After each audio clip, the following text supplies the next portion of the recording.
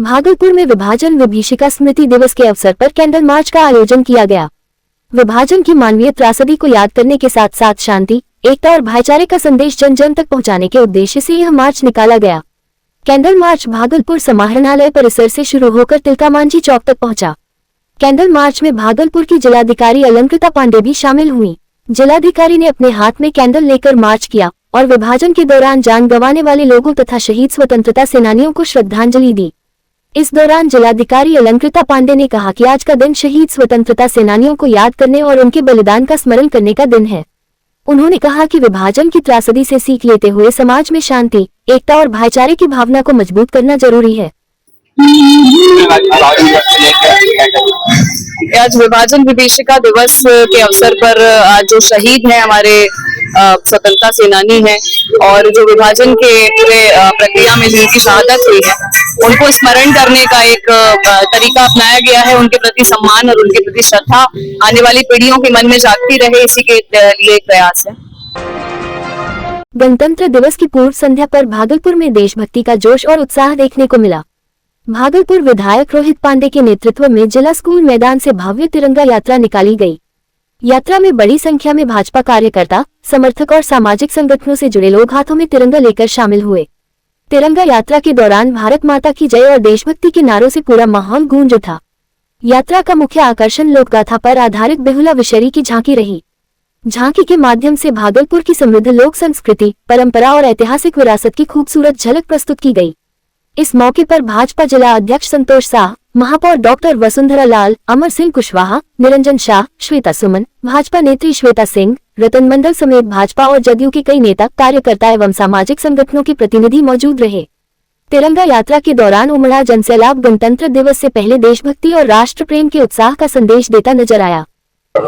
निश्चित रूप से यह लोग प्रत्येक वर्ष आज 15 अगस्त के पूर्व संध्या पर लोग तिरंगा यात्रा निकाल रहे हैं और एक जो राष्ट्रभक्ति की जो भावना है उस भावना का प्रकटीकरण और सभी समाज के लोग मिलकर इस राष्ट्रीय त्योहार को लोग मनाने का काम करते हैं और उसी के तहत आज भारतीय जनता पार्टी के जिलाध्यक्ष संतोष जी के नेतृत्व में यह तिरंगा यात्रा निकाला गया। देश स्तर पर अखिल भारतीय ग्रामीण चिकित्सक संघ के गठन की तैयारी की जा रही है। संघ के गठन के बाद भागलपुर के टाउन हॉल में पहली बार व्यापक स्तर पर भव्य कार्यक्रम आयोजित किया जाएगा, जिसमें देश भर से ग्रामीण चिकित्सक भागलपुर पहुंचकर राष्ट्रीय स्तर पर एकजुट होंगे। इसकी जानकारी संघ के राष्ट्रीय संरक्षक देवेंद्र मंडल ने दी। उन्होंने बताया कि अखिल भारतीय ग्रामीण चिकित्सक संघ एक स्वयंसेवी संगठन के रूप में काम करेगा। संघ का उद्देश्य केंद्र और राज्य सरकार के साथ समन्वय स्थापित कर स्वास्थ्य से जुड़ी विभिन्न सरकारी योजनाओं को गांव-गांव तक पहुंचाना और लोगों को स्वास्थ्य के प्रति जागरूक करना होगा। देवेंद्र मंडल ने कहा कि भारत की बड़ी आबादी आज भी ग्रामीण क्षेत्रों में रहती है। ऐसे में जब तक गांव के लोग स्वास्थ्य के क्षेत्र में सशक्त और जागरूक नहीं होंगे, तब तक स्वस्थ भारत की परिकल्पना पूरी नहीं हो सकती। संघ ग्रामीण क्षेत्रों में स्वास्थ्य जागरूकता बढ़ाने और सरकारी स्वास्थ्य योजनाओं का लाभ आम लोगों तक पहुंचाने में सहयोग करेगा। उन्होंने कहा कि राष्ट्रीय स्तर पर ग्रामीण चिकित्सकों को एक मंच पर लाकर स्वास्थ्य सेवाओं को गांव के अंतिम व्यक्ति तक पहुंचाने की दिशा में काम किया जाएगा। मेरा नाम देवेंद्र मंडल है। मैं अखिल भारतीय ग्रामीण चिकित्सक संघ का राष्ट्रीय संरक्षक हूं और अखिल भारतीय ग्रामीण चिकित्सक संगठन एक ऐसा संघ है जहां पर पूरे देश के प्राइमरी हेल्थ केयर वर्कर यानी ग्रामीण चिकित्सकों को इकट्ठा करना, उनके सम्मान के लिए हम लोग काम करेंगे और साथ ही साथ अखिल भारतीय ग्रामीण चिकित्सक संघ पूरे देश भर में रूरल हेल्थ केयर से संबंधित जितना भी कार्य होगा वो हम लोग करेंगे। राज्य एवं केंद्र सरकार के द्वारा विभिन्न तरह के स्वास्थ्य कार्यक्रम चलाए जा रहे हैं, लेकिन आज के डेट में ज्यादातर पढ़े लिखे लोगों को भी उन कार्यक्रम के बारे में जानकारी नहीं होती है। इस संगठन का एकमात्र बड़ा उद्देश्य यही होगा कि वह सरकार के द्वारा चलाए जा रहे सभी कार्यक्रम को हमारे इन ग्रामीण चिकित्सक बंधुओं के माध्यम से जन जन तक पहुंचाना, सरकार के साथ कोऑर्डिनेशन के साथ काम करना, समन्वय बना के काम करना हमारा उद्देश्य होगा। संगठन कहां पर विस्तार हो जाएगा? मैं अभी वर्तमान में बताऊं, 15 सितंबर को एक राष्ट्रीय स्तर का कार्यक्रम भागलपुर की धरती पर होने जा रहा है। जबकि इस संगठन का शुभारंभ हम लोग 15 सितंबर 2026 को करेंगे। आज के डेट में 500 से ज्यादा लोग इस संगठन में अपनी सदस्यता ले चुके हैं।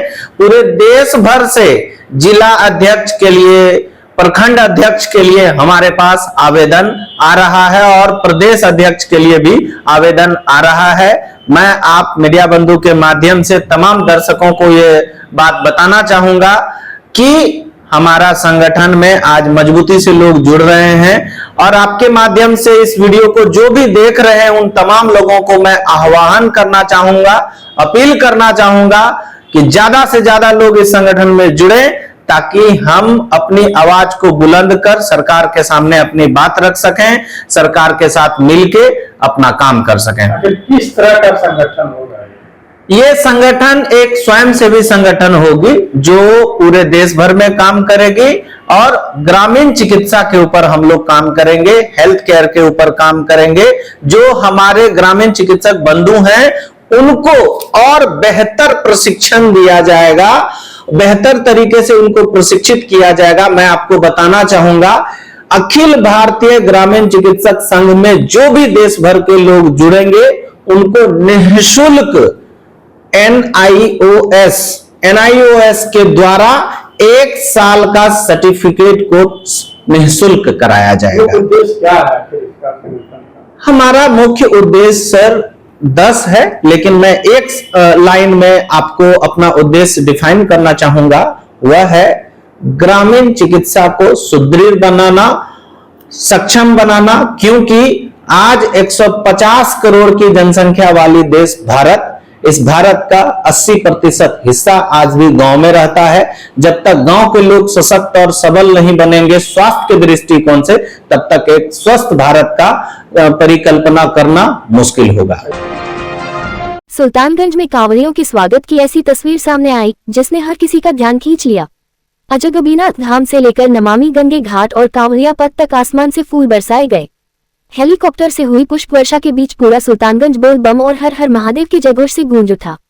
जैसे ही आसमान से फूलों की बारिश शुरू हुई, कांधे पर कांवड़ लिए शिव भक्त खुशी से झूम उठे। किसी ने हाथ उठाकर पुष्प वर्षा का स्वागत किया तो कोई फूलों की बारिश में भावुक नजर आया। करीब 105 किलोमीटर की पैदल यात्रा पर निकले कांवड़ियों के लिए यह स्वागत किसी सम्मान से कम नहीं था। मौके पर जिलाधिकारी अलंकृता पांडे, एसएसपी एसडीओ विकास कुमार सहित कई अधिकारी मौजूद रहे। बिहार सरकार के दिशा निर्देश पर हुई इस पुष्प वर्षा ने सावन की भक्ति में एक नया रंग भर दिया। आसमान में हेलीकॉप्टर की गूंज और जमीन पर बोल बम के जयकारों ने सुल्तानगंज को पूरी तरह शिवमय कर दिया। जैसे कि आप सभी देख रहे हैं, ये दूसरी इंसिडेंट है और लगातार ये पूरे सावन जो माह है उसमें ये की जा रही है। एक अच्छा दृश्य और एक अच्छा एक मैसेज इससे जाता है और श्रद्धालुओं में भी एक बहुत तो क्या कहें इसको, एक अनएक्सपेक्टेड एक जो डिसीजन है जिससे लोग काफ़ी संख्या में इसको एंजॉय कर रहे हैं, इसको विजुअल्स बना रहे हैं और अपने फोन्स और इसके माध्यम से कैप्चर कर रहे हैं। तो ये अच्छा है और इसको सुरक्षित रूप से कराया जा रहा है।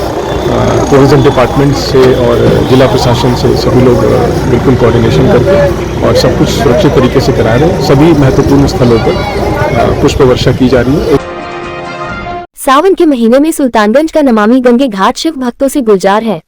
देश के अलग अलग हिस्सों से श्रद्धालु गंगा जल भरकर बाबा बैद्यनाथ धाम देवघर की ओर रवाना हो रहे हैं। वहीं कच्ची कांवड़िया पथ पर पश्चिम बंगाल से पहुंचे शिव भक्तों की टोली की अनोखी कांवड़ लोगों के बीच आकर्षण का केंद्र बनी।